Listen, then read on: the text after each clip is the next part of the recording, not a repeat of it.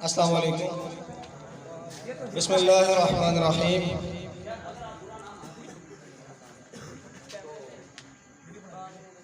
इब्तदा है रब्बे ज़ुल जलाल के बाबरकत नाम से, जो दिलों के भेद खूब जानता है। आज की इस पुरवकार तकरीब में आप सबको खुशामदीद। आज की ये तकरीब 10वीं जमात के एजाज़ में मुनक़िद की गई है। 10वीं जमात के तलबा यकीनी बात कि उनकी तालीम का एक सफ़र मुकम्मल होने को है, और हमें ये खुशी है कि वो सही अंदाज से इस स्कूल में उन्होंने अपनी तालीमी सफ़र को मुकम्मल करने की तरफ जा रहे हैं। लेकिन ये खुशी और गम की मिली जुली कैफियत होती है। अगर एक बच्चे ने 10 साल एक जगह पे गुजारे हों तो उसके लिए वो इदारा एक घर की मानंद होता है। उस इदारे को छोड़ते हुए यकीनी बात है कि उसकी आंखों में नमी और उसे उस अज़ा का प्यार भी याद आएगा। हम वक़्त की नज़ाकत को समझते हुए बाकायदा तौर पर इस तकरीब का आगाज़ करते हैं। मैं बिला किसी तवक्कुफ़ के तिलावत कलाम पाक के लिए दावत दूंगा हाफिज़ मोहम्मद मुदस्सिर को कि वो तशरीफ़ लाएं और हमारे दिलों को ईमान के नूर से मुनव्वर फरमाएं। अऊज़ु बिल्लाहि मिनश शैतानिर रजीम। बिस्मिल्लाहिर रहमानिर रहीम।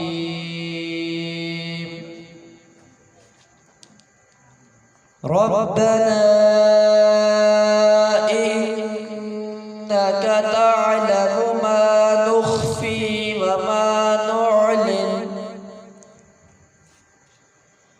व मा यख्फा अलल्लाहि मिन शैइन फिल अर्ज़ि वला फिस समा।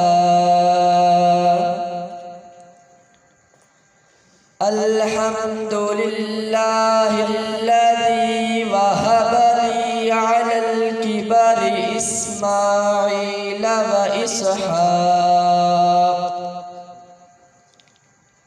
इन्न रब्बी लसमीउद दुआ। रब्बि जअलनी मुक़ीमस्सलाति व मिन ذُرِّيَّتِي رَبَّنَا وَتَقَبَّلْ دُعَاء। رَبَّنَا اغْفِرْ لِي وَلِوَالِدَيَّ وَلِلْمُؤْمِنِينَ يَوْمَ يَقُومُ الْحِسَابُ। صدق الله العظيم।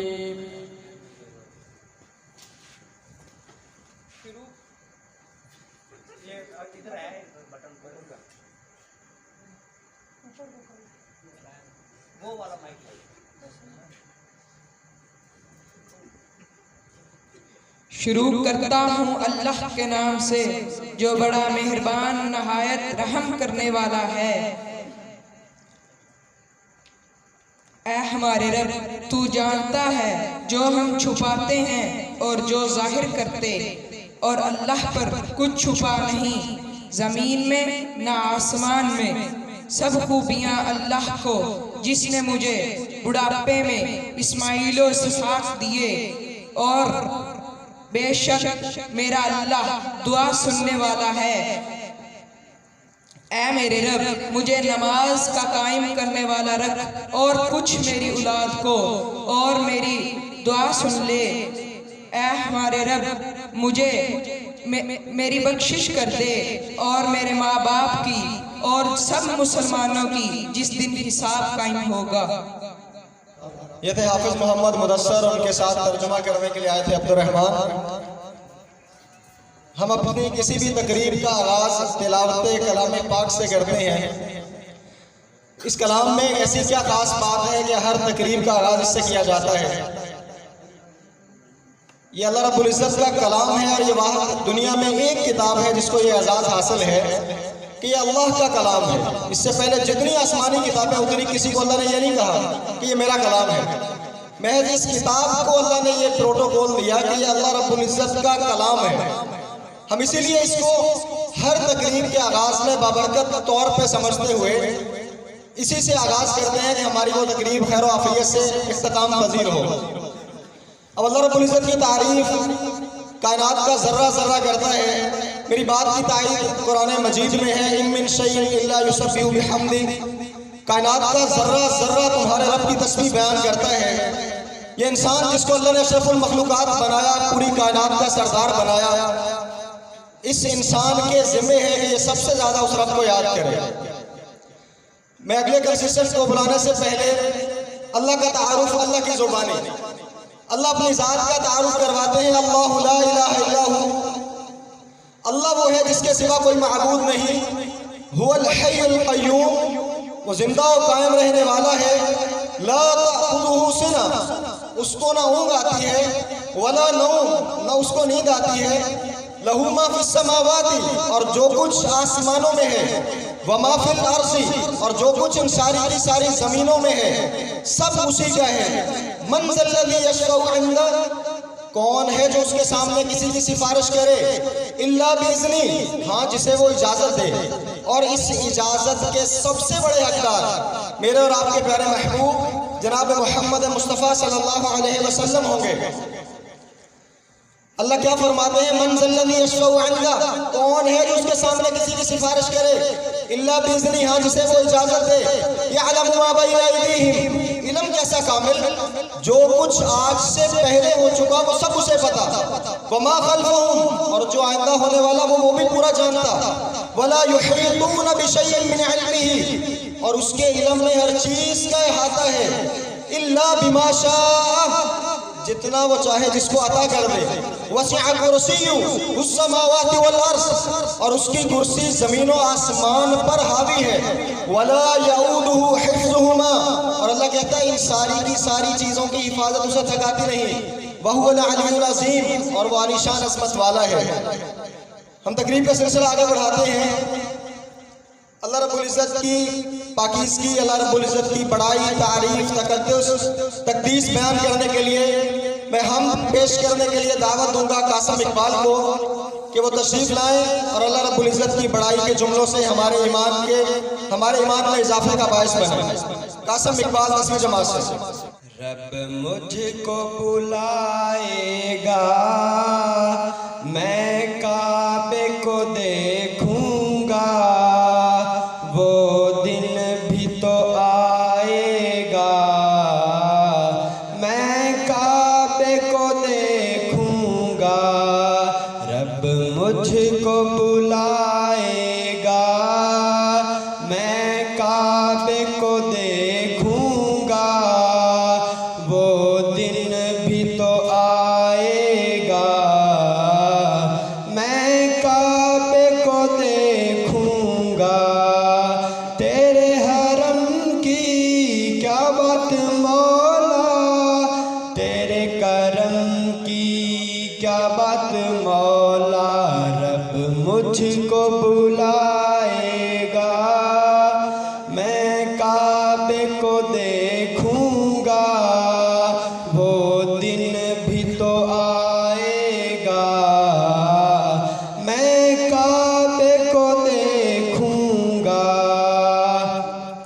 कि जब पहली नजर मेरी उस काबे पे जाएगी, जब पहली नजर मेरी उस काबे पे जाएगी, दिल झूम सजाएगा, मैं काबे को देखूंगा, वो दिन भी तो आएगा, मैं काबे को देखूंगा।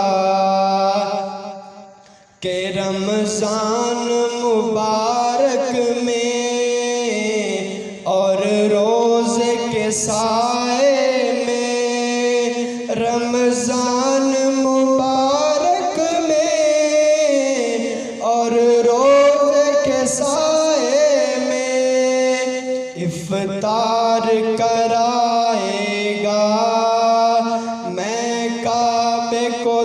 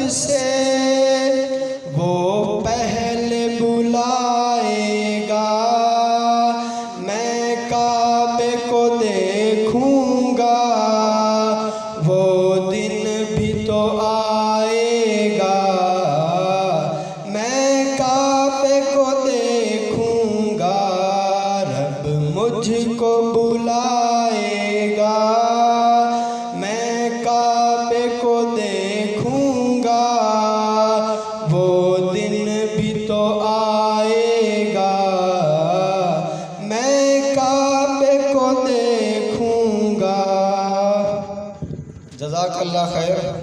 ये थे मोहम्मद कासिम।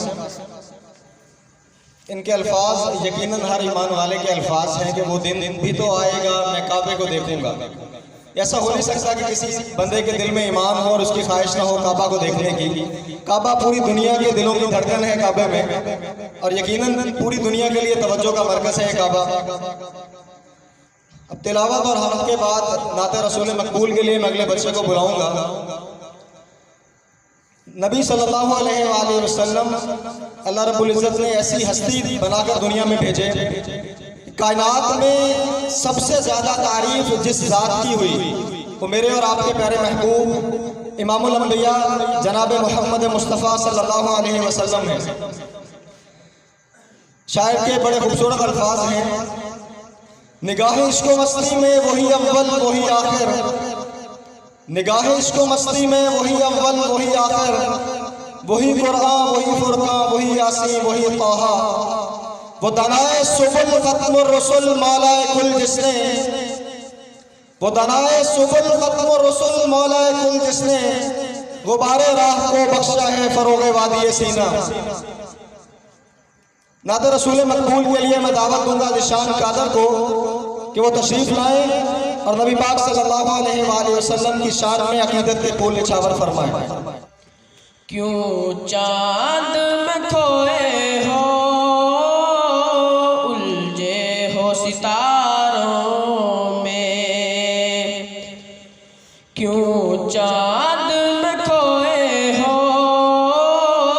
उलझे हो सितारों में, आका को मेरे ढूंढो कुरान के पारों में, जिब्रील अमी बोले सिदरा के मकी बोले, जिब्रील अमी बोले सिदरा के मकी बोले, तुझे साना हंसी देखा लाखों में हजारों में, क्यों चांद में खोए हो उलझे हो सितारों में, आका को मेरे ढूंढो कुरान के पारों में। अल्लाह ने उम्मत की बख्शिश का किया वादा, अल्लाह ने उम्मत की बख्शिश का किया वादा, महबूब को जब देखा रोते हुए गारों में, क्यों चांद में खोए हो उलझे हो सितारों में, आका को मेरे ढूंढो कुरान के पारों में। ऐ काश कबूतर ही बनकर मैं वहाँ रहता, ऐ काश कबूतर ही बनकर मैं वहाँ रहता, गुंबद खजरा के पुरनूर नज़ारों में, क्यों चांद में खोए हो उलझे हो सितारों में, आका को मेरे ढूंढो कुरान के पारों में। रिज़वान तेरी जन्नत का फुर्सत जो मिले देखूं, रिज़वान तेरी जन्नत का फुर्सत जो मिले देखूं, खोई है अभी नजरे तैबा के नजारों में, क्यों चांद में खोए हो उलझे हो सितारों में, आका को मेरे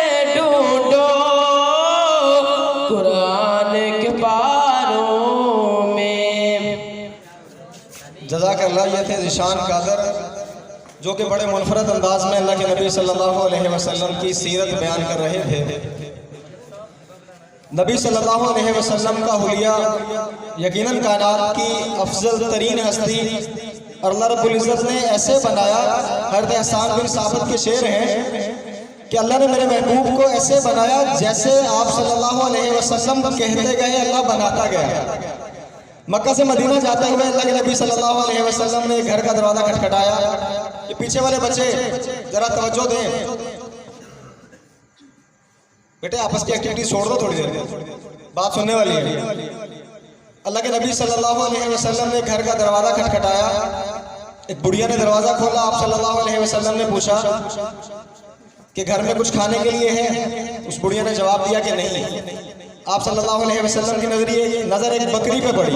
फरमाया अगर आप इजाज़त दें तो इस बकरी का दूध मैं दो सकता हूँ। तो उन्होंने आगे से कहा कि ये बकरी वो है जो चल नहीं सकती, लागर है। मेरा कामद बाकी सारी बकरियां चराने के लिए लेके गया, इसको इसलिए छोड़ के इससे चला नहीं जाता। तो अल्लाह के नबी सल्लल्लाहु अलैहि वसल्लम ने इरशाद फरमाया कि ए बीबी इजाज़त देना तेरा काम, इसमें से दूध निकालना हमारा काम। अब जब उन्होंने इजाज़त दी, आप सल्लल्लाहु अलैहि वसल्लम के हाथ लगे। अल्लाह ने मुजज़ाना तौर पे उस बकरी के थनों को ऐसे बना दिया जैसे मशकीज़ा हो।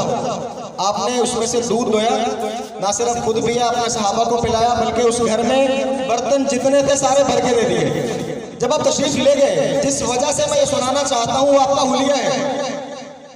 जब शाम हुई, उसका कामद उस बुढ़िया का घर में आया। उसने आके पूछा घर के हालात बदले हुए। यकीनन एक जगह से अल्लाह के नबी सल्लल्लाहु अलैहि वसल्लम का गुजर हो और हालात में तगय्युर और तबद्दुल ना आए, कहाँ लिखे। उसने घर में आने वाली खुशबुएं और हालात देखे तो पूछा कि घर में आज क्या हुआ। तो वो बुढ़िया आप सल्लल्लाहु अलैहि वसल्लम का हुलिया बताती है। हम अल्लाह की कसम अजमी लोग हैं। अजमी कहते हैं, अजमी का मतलब बनता है गूंगे। अरब लोग तंज़न हमें कहते हैं अजमी, कि इनको अरबी की समझ नहीं आती। अरबी ऐसी खूबसूरत जुबान है, इसके एक एक लफ्ज़ में इतना वजन है कि हम सोच नहीं सकते। मैं पूरे अरबी के अल्फाज पढ़ूंगा, सारे का तर्जुमा नहीं करूंगा। अरबी का वो रिदम चेक कीजिएगा। अल्लाह की कसम उलमा आज तक तर्जुमा करते करते थक रहे हैं। वो बुढ़िया जो आपकी तारीफ कर गई, और अल्लाह की कसम वो ये नहीं जानती थी कि ये नबी है। उसने जो देखा उसने वो बोला। वो अल्फाज सुनिएगा, सिर्फ अल्फाज सुनने पे इतना मजा आता है तो मतलब कितना कमाल का होगा। उस बुढ़िया ने क्या कहा, रअयतु रजुलन ज़ाहिरल वज़ा अबलजल वज्ह लम तअइबहु सजिल व लम तुज़रिही सअल ऐनन वसीमन क़सीम फी ऐनैहि तअज फी सौतिही सहल फफी लहयतिही कसासा इन तकल्लम अलाहुल बकार इन तकल्लम अलाहुल बहार व इन सकत अलाहुल बकार। सारी बातों का एक तर्जुमा करूं कि वो बुढ़िया कहती है मुझे यूं लगा जैसे 14वीं रात का चांद कपड़े पहन के जमीन में आ गया। इसने आप सल्लल्लाहु अलैहि वसल्लम की सिर्फ आंखों के लिए 6 अल्फाज इस्तेमाल किए। तो वो खामद वो सर पकड़ के बैठ गया। बुढ़िया ने पूछा तुझे क्या हुआ? कहा मैंने पिछले किसी किताब के आलिम से सुना था कि अरब में एक नबी आने वाला है, उसका इस रास्ते से गुजर होगा। मैंने इस रास्ते पे घर ही इसी नीयत से बनाया था कि वो गुजरेंगे, मैं उनसे मिलूंगा। मैं तो फिर रह गया। फिर जब इन्हें पता चला कि वो नबी यहाँ से गुजर के तशरीफ ले गए, अल्लाह रब्बुल इज़्ज़त ने हिदायत इसके नसीब में लिखी थी। इसने अपनी बीवी को साथ लिया, बच्चों को साथ लिया और अल्लाह के नबी सल्लल्लाहु अलैहि वसल्लम की खिदमत में हाजिर हुआ और कलमा पढ़ा। अल्लाह ने इसको हिदायत दी। तो नबी सल्लल्लाहु अलैहि वसल्लम की हस्ती वो मुबारक हस्ती है कि जिन पर हम बिन देखे ईमान लाए। और अल्लाह रब्बुल इज़्ज़त अल्लाह के नबी सल्लल्लाहु अलैहि वसल्लम ने ऐसे लोगों को जो बिन देखे ईमान लाए अपने भाई करार दिया। छोटी सी बात नहीं है। हम तकरीब का सिलसिला आगे बढ़ाते हैं। कलाम इकबाल के लिए मैं दावत दूंगा अनीस तालिब को कि वो तशरीफ लाएं और कलाम इकबाल पेश करें। अनीस तालिब 10वीं जमात से।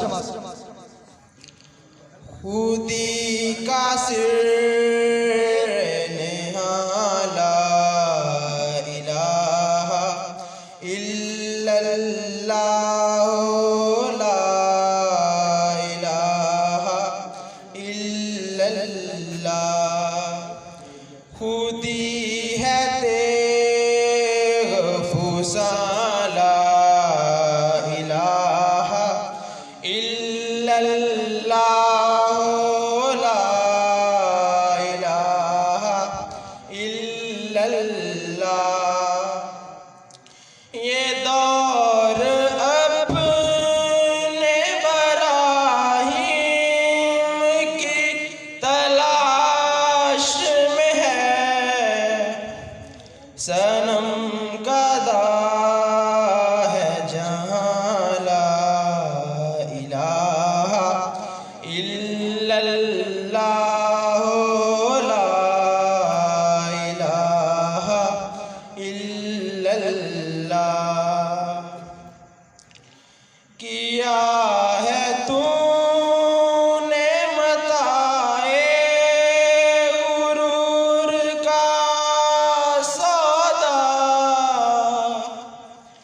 फरेब सूदो ज़ियां ला इलाहा इल्लल्लाह ला इलाहा इल्लल्लाह।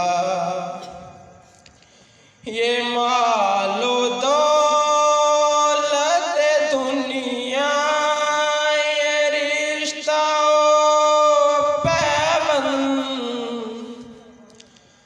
भूताने वहाँ मोगुमाला इलाहा इल्लल्लाह ला इलाहा इल्लल्लाह। खिर्द हुई है ज़मानो मकां की ज़ुन्नारी, ना है ज़मानो मकां ला इलाहा इल्लल्लाह ला इलाहा इल्लल्लाह। अगरचे बुत है जमात की आस्तीनों में, मुझे है हुक्म अज़ां ला इलाहा इल्लल्लाह ला इलाहा इल्लल्लाह। खुदी का सिर नेहाला इलाहा इल्लल्लाह ला इलाहा इल्लल्लाह। खुदी है तेग फुसां ला इलाहा इल्लल्लाह ला इलाहा इल्लल्लाह। ये थे अनीस तालब जो कि कलाम इकबाल पेश करके गए। अल्लाह रब्बुल इज़्ज़त ने हमें एक ऐसा शायर दिया जिसको हम शायर मशरक कहते हैं। और शायर मशरक सिर्फ शायर मशरक नहीं है, बल्कि अल्लाह ने ऐसा खूबसूरत शायर दिया जो शायर मशरक व मगरब है कि उस बंदे ने पहले पूरी की पूरी मगरब का तज्जिया किया, वहाँ पर तालीम खुद हासिल करके, और जब तालीम हासिल करके वो वापस पहुँचे भारत में या बड़े सगीर में, तो वापस आगे वाले मुसलमानों की बेदारी के लिए जो किरदार अदा किया उसकी मिसाल कहीं नहीं मिलती। और अल्लामा इकबाल का पूरा कलाम कुरान और हदीस पर मबनी है।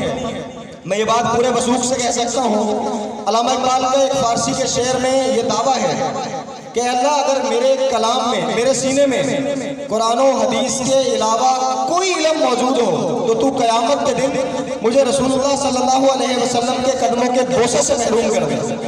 और अल्लाह की कसम ये दावा कोई नहीं कर सकता।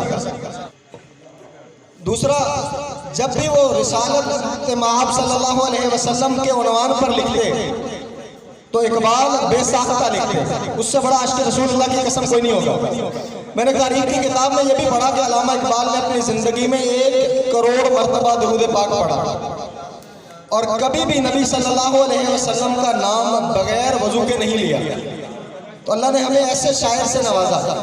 इंडोनेशिया मुल्क का नाम सुना हुआ है? इंडोनेशिया का नाम सुना हुआ है?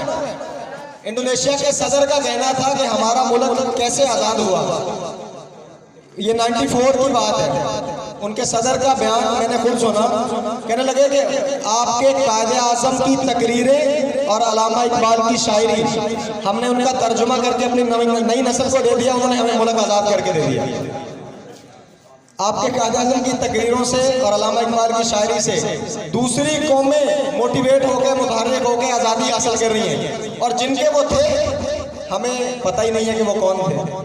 हमारे बच्चों को तो 9 नवंबर भी इस निस्बत से याद होता है कि उस दिन छुट्टी है, और 25 दिसंबर भी उस निस्बत से याद होता है कि उस दिन कायदे आज़म पैदा नहीं हुए थे बल्कि छुट्टी हुई थी। सो बेटा हमें ये सोचना चाहिए कि ये वो हस्तियां थी जिनकी वजह से हम आज आज़ाद फिजा में सांस ले रहे हैं।